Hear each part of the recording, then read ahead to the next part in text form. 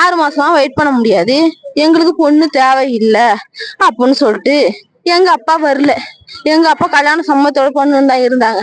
எங்க நடிச்சதப்பா பாஸ்கர் என்ன பண்ணிட்டாங்க, எங்களுக்கு பொண்ணு வேணாம், அவங்களுக்குதான் வேணும்னு சொல்லிட்டா நாங்க எல்லாத்தையும் எழுதி கொடுத்துட்றோம், அவங்களோட போகணும் அப்படின்னு சொல்லிட்டாங்க. ஆனா நான் அப்பா அம்மா வேணாம், நான் எழுதி கொடுக்கல. நான் திருமணம் செய்யணும், 10 ஆண்டு லவ் பண்ணேன் அப்படின்னு தான் நான் எழுதி தந்தேன்னா அப்பா அம்மா எனக்கு வேணான்னு சொல்லவே இல்லை. அதுக்கப்புறம்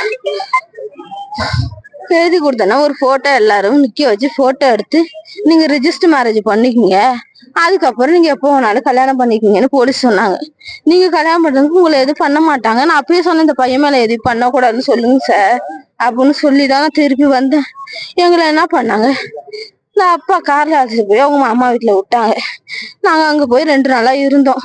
3 நாள் நான் சென்னை போறேன் அப்படின்னு சொல்லிட்டு போனேன். நான் வேலை பார்க்க போறேன், நான் அங்க போய் இருக்கிறேன், ஒரிஜினல்லாம் என்னோட ரூம்ல தான் இருக்கு, நான் எடுத்துட்டு வந்துட்டு நான் ரிஜிஸ்டர் மேரேஜ் பண்ணிக்கணும், நான் போயிட்டு வரேன் முத்து அப்படின்னு சொன்னேன். ஏத்தி 1:15 ட்ரெயினுக்கு அவங்க தான் ஏத்தி விட்டாங்க.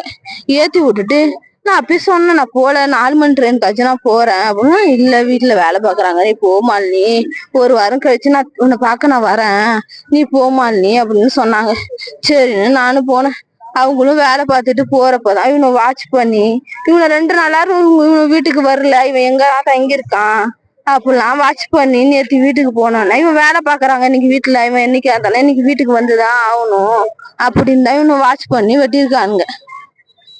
இவனை மேல எஃப்ஐஆர் போட்டு கேஸ் பண்ணும். இப்ப நான் வீட்டையும் இழந்துட்டேன், 10 வருஷம் லவ் பண்ண இவனையும் இழந்துட்டேன். எனக்கு சட்டபூர்வமான நடவடிக்கை வேணும்.